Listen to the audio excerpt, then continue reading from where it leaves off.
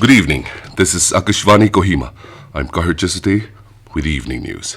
The headlines. Nagaland government to set up political affairs committee to facilitate Indo-Naga issue. All arrangements put in place for fourth phase of Lok Sabha elections.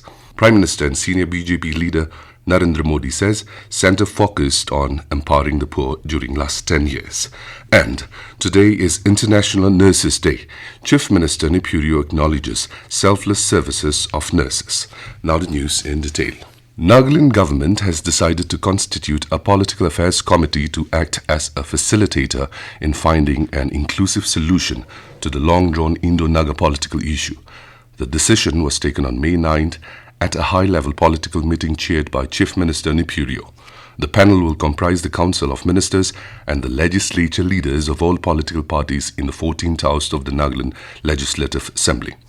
An official circular said the move has been reinitiated with a renewed vigor in furtherance of the spirit of all-party opposition-less government to achieve a broad consensus for an early and amicable settlement. In line with this, all legislature party leaders have been directed to set up political consultative committees to deal with matters exclusively for the purpose. All arrangements have been made for the fourth phase of Lok Sabha elections tomorrow. 96 constituencies spread over 9 states and 1 union territory will go to poll in this phase. This includes 25 seats in Andhra Pradesh, 17 in Telangana, 13 in Uttar Pradesh, 11 in Maharashtra, 8 seats each in Madhya Pradesh and West Bengal, 5 seats in Bihar, 4 seats each in Jharkhand and Odisha, and 1 seat in Jammu and Kashmir. A total of 1,717 candidates are in the fray for the fourth phase of Lok Sabha elections. The voting will begin at 7 a.m. and end at 6 p.m.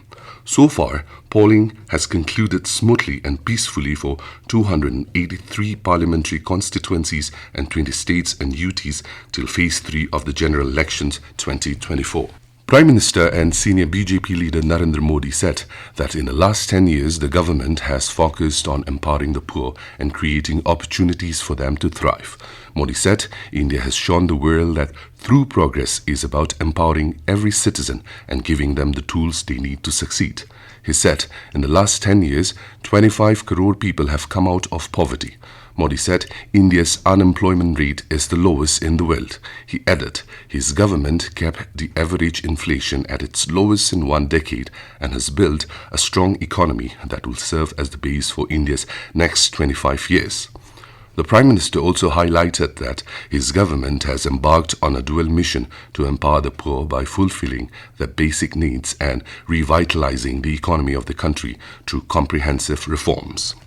International Nurses Day is being celebrated across the globe today on the theme Our Nurses, Our Future, the Economic Power of Care, chosen by International Council of Nurses. The day is celebrated annually on May 12 to honor and commemorate the contributions and achievements of nurses around the world. It also marks the birth anniversary of Florence Nightingale, the founder of modern nursing. Wishing all nurses on International Nurses Day, Nagaland Chief Minister Neiphiu Rio acknowledged the selfless services. Rio said nurses are the backbone of our healthcare system, and their steadfast dedication, compassion and expertise nurture not only our well-being but also our economies. Mother's Day is being celebrated across the world today. It is observed on second Sunday of May every year to celebrate mothers and honor and express gratitude for the hardships they bear and things they do.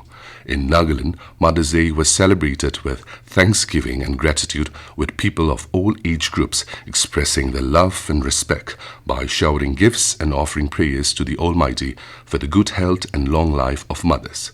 Special Mother's Day services were also observed in churches across the state.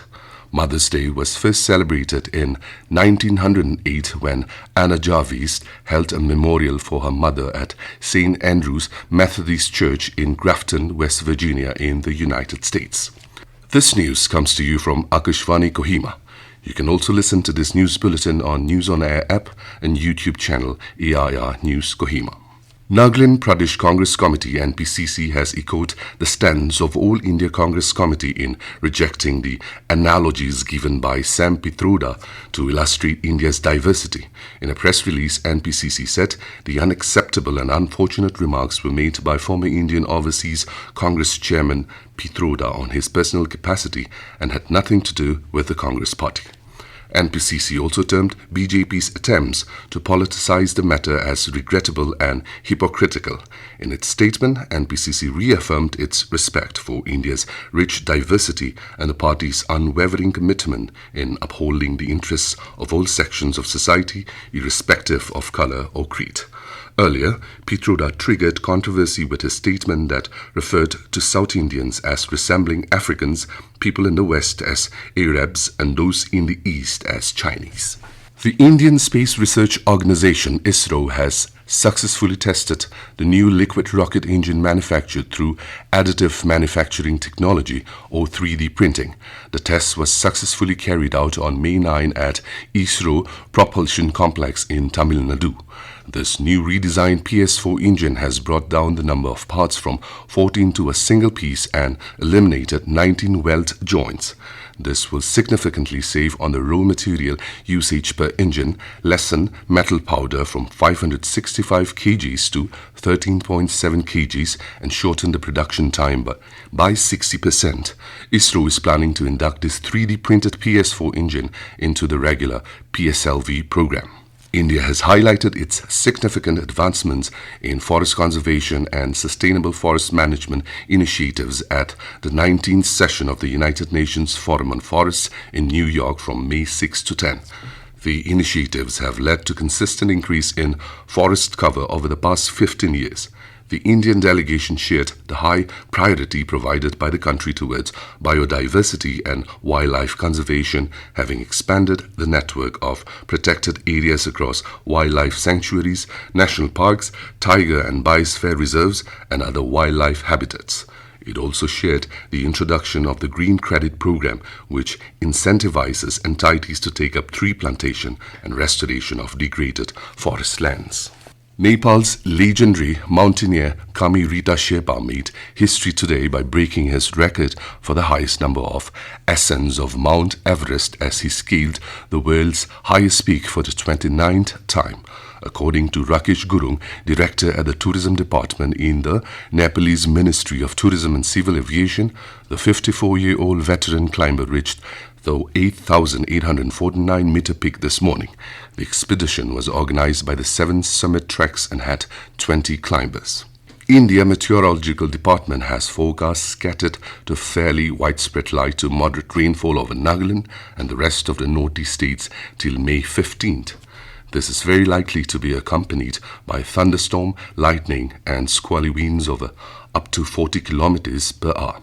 The weather body said rainfall is likely to increase to fairly widespread from the 16th to 18th of May. And now, to end the news, here are the main points once again. Nagaland government to set a political affairs committee to facilitate Indo-Naga issue. All arrangements put in place for 4th phase of Lok Sabha elections. Prime Minister and Senior BJP leader Narendra Modi says centre focused on empowering the poor during last 10 years. And today is International Nurses Day. Chief Minister Neiphiu Rio acknowledges selfless services of nurses. That is all we have in this evening news bulletin. Good night.